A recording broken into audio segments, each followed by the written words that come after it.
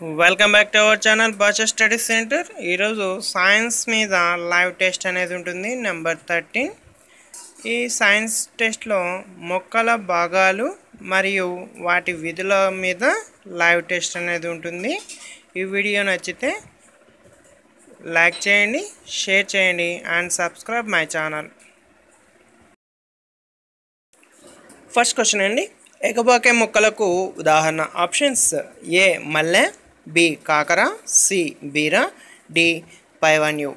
వీటికి సరైన సమాధానాన్ని గుర్తించండి. ఎగబాకే మొక్కలకు ఉదాహరణ.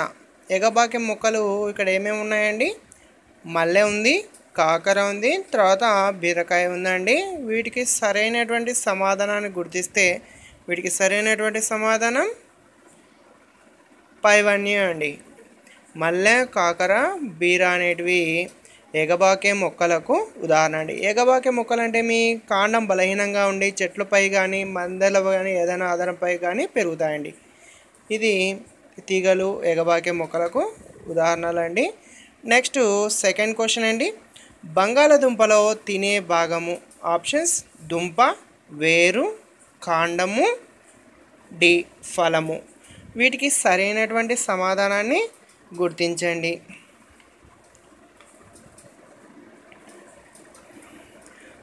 బంగాళదుంపలో తినే భాగానికి సరైనటువంటి సమాధానం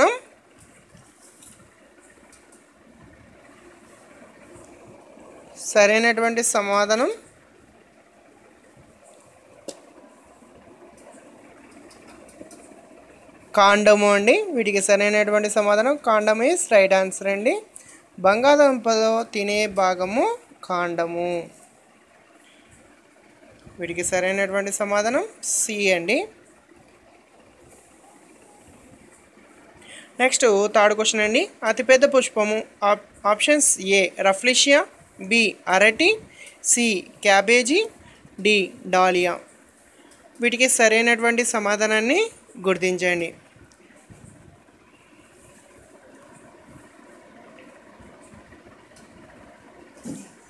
ఇక్కడ అతిపెద్ద పుష్పానికి సరైనటువంటి సమాధానం రఫ్లిషియా అండి. వీటికి సరైనటువంటి సమాధానం రఫ్లిషియా అండి. ఏ ఈజ్ రైట్ ఆన్సర్ అండి. ఏ ఈజ్ రైట్ ఆన్సర్. అతిపెద్ద పుష్పము రఫ్లిషియా.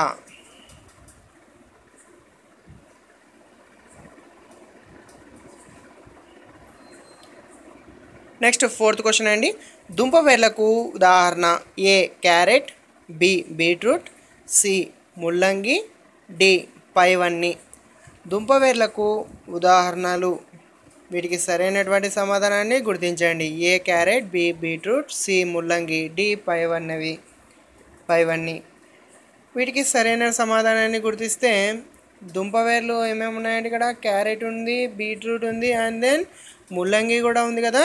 వీటికి సరైనటువంటి సమాధానాన్ని గుర్తిస్తే డి ఈజ్ రైట్ ఆన్సర్ అండి. ఇచ్చినటువంటి అవన్నీ అండి, క్యారెట్, బీట్రూట్, ముల్లంగి, ఇవన్నీ సరైన అంటే డి ఈజ్ రైట్ ఆన్సర్. దుంపవేర్లకు ఉదాహరణ పైవన్నీ అండి. D is right answer. Next fifth question అండి, ద్విదళ బీజాలలో గల వేరు వ్యవస్థ. ఆప్షన్స్: ఏ తల్లి వేరు వ్యవస్థ, బి పీచు వేరు వ్యవస్థ, సి అబ్బురపు వేరు వ్యవస్థ, డి 1 మరియు 2. వీటికి సరైనటువంటి సమాధానాన్ని గుర్తించండి. ద్విదళ బీజాలలో గల వేరు వ్యవస్థను కనిపెట్టండి. వీటికి సరైనటువంటి సమాధానం ద్విదళ బీజాలలో గల వేరు వ్యవస్థకు ఏ ఈజ్ రైట్ ఆన్సర్ అండి. అంటే తల్లి వేరు వ్యవస్థ అనేది సరైనటువంటి సమాధానం. ద్విదళ బీజాలలో గల వేరు వ్యవస్థ, తల్లి వేరు వ్యవస్థ అనేది రైట్ ఆన్సర్ అండి. నెక్స్ట్ డాష్ మొక్కల్లో కాండము ఆహార పదార్థమును నిల్వ చేసి ఉబ్బినట్లు కనిపించును. ఆప్షన్స్: ఏ బంగాళదుంప, బి అల్లము, సి చెరుకు, డి పైవన్నీ. వీటికి సరైనటువంటి సమాధానాన్ని గుర్తించండి. బాగా గుర్తుపెట్టుకోండి. ఇక్కడ కొన్ని మొక్కల్లో వేర్లు ఏం చేస్తాయి, ఆహార పదార్థాలను నిల్వ చేయడం వల్ల ఏమవుతాయి, ఉబ్బునట్లు కనిపిస్తాయండి. వీటిని ఏమంటారు, దుంప వేర్లు అంటారు కదా. ఈ దుంప వేర్లు వచ్చేసి మనకు ఎగ్జాంపుల్ తీసుకుంటే క్యారెటు, బీట్రూటు, ముల్లంగి, చిలకడ దుంప ఇవన్నీ మనకేమవుతాయి, దుంప వేర్లు అవుతాయండి. ఇక్కడ డాష్ మొక్కల్లో కాండము ఆహార పదార్థాన్ని నిల్వ చేసి ఉబ్బినట్లు కనిపిస్తాయి కదా. దీనికి సరైనటువంటి సమాధానం డి అండి. బంగాళదుంప, అల్లము, చెరుకు ఇవన్నీ దుంప వేర్లు అండి. వీటికి సరైనటువంటి సమాధానం డి అండి. నెక్స్ట్ 7th క్వశ్చన్ అండి. మొక్కలలో ప్రధానంగా డాష్ భాగాలు కలవు. మొక్కలలో ప్రధానంగా డాష్ భాగాలు కలవు. Options A 2, B 4, C 3, D 6.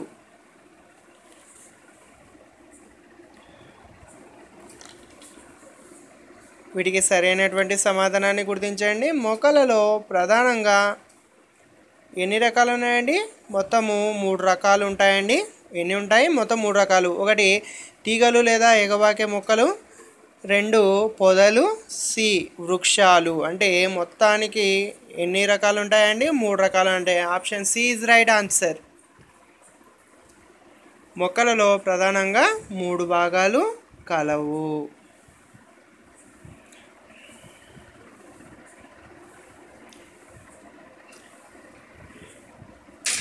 Next 8th question అండి. పత్రరంధ్రం చుట్టూ ఉండే రక్షక కణాలు డాష్ ఆకారంలో ఉంటాయి. ఆప్షన్స్ ఏ వృత్తము, బి చతురస్రము, సి చిక్కుడు గింజ లేదా మూత్రపిండము, డి శంకువు. వీటికి సరైనటువంటి సమాధానాన్ని గుర్తించండి. పత్రరంధ్రం చుట్టూ ఉండే రక్షక కణాలు ఏ ఆకారంలో ఉంటాయండి? వీటికి సరైనటువంటి సమాధానాన్ని గుర్తిస్తే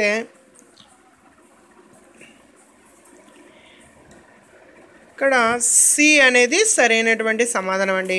పత్రరంధ్రం చుట్టూ ఉండే రక్షక కణాలు చిక్కుడు గింజ లేదా మూత్రపిండం యొక్క ఆకారంలో ఉంటాయండి. వీటికి సరైనటువంటి సమాధానం సి అండి.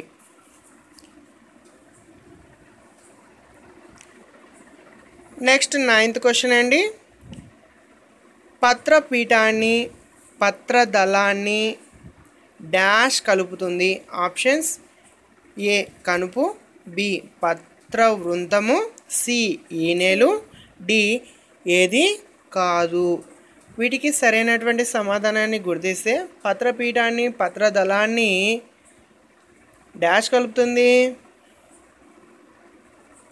వీటికి సరైనటువంటి సమాధానాన్ని గుర్తిస్తే పత్రపీఠాన్ని పత్రదళాన్ని పత్రవృంతం అనేది కలుపుతుందండి. వీటికి సరైనటువంటి సమాధానం బి అండి.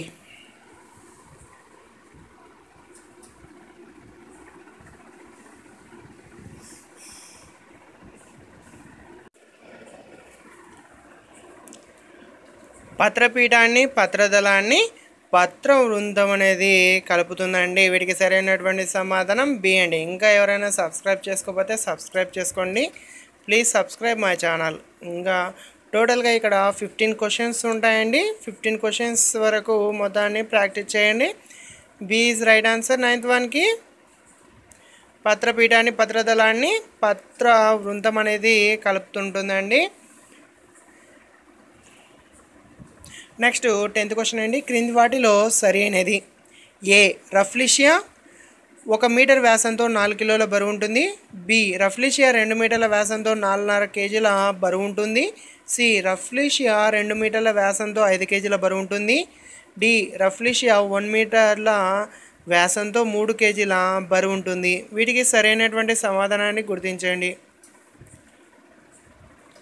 ఆప్షన్స్ అన్ని చదవండి. ఇక్కడ రఫ్లిషియా గురించి చూసుకుంటే ఒకసారి రఫ్లిషియా అనేది అతిపెద్ద పుష్పం కదా. అతిపెద్ద పుష్పము రఫ్లిషియా అండి. దీని గురించి తెలుసుకుంటే ఇది 1 మీటర్ వ్యాసంతో 4 కిలోల బరువు అనేది ఉంటుందండి. ఇచ్చినటువంటి దానికి సరైనటువంటి సమాధానం ఏ అండి. రఫ్లీషియా 1 మీటర్ వ్యాసంతో 4 కిలోల బరువు ఉంటుంది. దీని నుండి కుళ్ళిన మాంసం ఏముంది 2 కిలోమీటర్ల వరకు వ్యాపిస్తుందండి. అంటే దీని యొక్క వాసన ఎలా ఉంటుంది, కుళ్ళిన మాంసం వాసన అనేది ఉంటుంది. ఎంతవరకు 2 కిలోమీటర్ల వరకు దీని యొక్క వాసన అనేది వ్యాపిస్తుందండి. నెక్స్ట్ 11th క్వశ్చన్ అండి. మొక్కల కొమ్మలను, పత్రాలను లేదా పూర్తి మొక్కలను భద్రపరచడాన్ని డాష్ అంటారు. Options A aquarium, B aquarium, C herbarium, D ఏది కాదు. ఇక్కడ బాగా గుర్తుపెట్టుకోండి, మొక్కల కొమ్మలను లేదా పత్రాలను లేదా పూర్తి మొక్కలను భద్రపరచడాన్ని ఏమంటారంటే హెర్బేరియం అంటారండి. ఏమంటారు? హెర్బేరియం అంటారండి. ఇది తర్వాత పరిశోధనలకు సహాయపడుతుందండి. ఏదైనా ఒక మొక్కను తీసుకొని దాన్ని భద్రపరుస్తుంటారు కదా, తర్వాత దాని యొక్క పరిశోధనకు కానీ దానికి యూజ్ చేయడానికి ఈ విధంగా భద్రపరచడాన్ని ఏమంటారు? హెర్బేరియం అండి. దీనికి సరైనటువంటి సమాధానం బి అండి.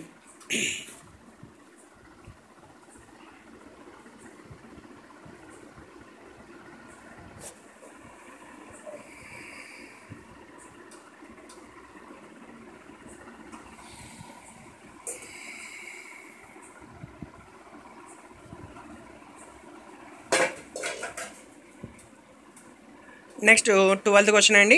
పత్రంలోని పత్రరంధ్రము కాండంలో ఉన్న డాష్ ద్వారా వాయు వినిమయము విసరణ పద్ధతి ద్వారా జరుగును. ఆప్షన్స్ మెంట్ సెల్స్, బి లెనిన్ సెల్స్, సి వెంటి సెల్స్, డి లెంటి సెల్స్. వీటికి సరైనటువంటి సమాధానాన్ని గుర్తించండి. క్వశ్చన్ చూడండి ఒకసారి. ఏముంది? పత్రంలోని పత్రరంధ్రము కాండంలో ఉన్న డాష్ ద్వారా వాయు వినిమయము విసరణ పద్ధతి ద్వారా జరుగును. విసరణ పద్ధతి ద్వారా జరుగును. బాగా గుర్తు. ఇక్కడ దీనికి ఇది వచ్చేసి వాయు వినిమయం సంబంధించింది కదా అండి. పత్రంలోని పత్రరంధ్రము కాండంలో ఉన్న దేని ద్వారా అంటే లెంటి సెల్స్ ద్వారా వాయు వినిమయ విసరణ పద్ధతి ద్వారా జరుగుతుందండి. ఇక్కడ సరైనటువంటి సమాధానం డి అండి, lenticels. Lenticels is right answer అండి. D is right answer.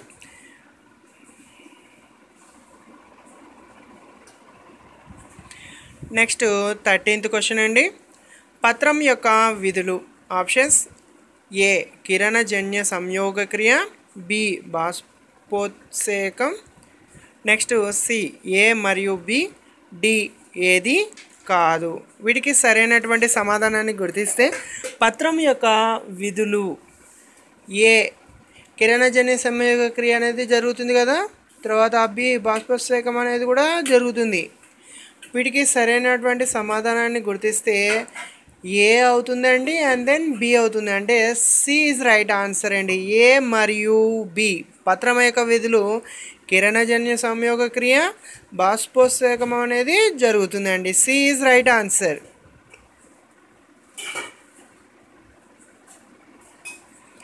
ఈ యొక్క పత్రం గురించి చూసుకుంటే మొక్క జీవితంలో ముఖ్యమైన భాగం పత్రం అండి. ప్రతి పత్రంలో పత్రపీఠము, పత్ర వృంతము, పత్రదళం లాంటి భాగాలు ఉంటాయండి. నెక్స్ట్ 14th క్వశ్చన్ అండి. ఈ నెల వ్యాపనం ఎన్ని రకాలు? Options A 3, B 4, C 5, D 2. వీటికి సరైనటువంటి సమాధానాన్ని గుర్తించండి. ఈ నెల వ్యాపనం అనేది పత్రంలో ఈనెలు అమరి ఉండే విధానాన్ని ఏమంటారు? ఈ నెల వ్యాపనం అంటారండి.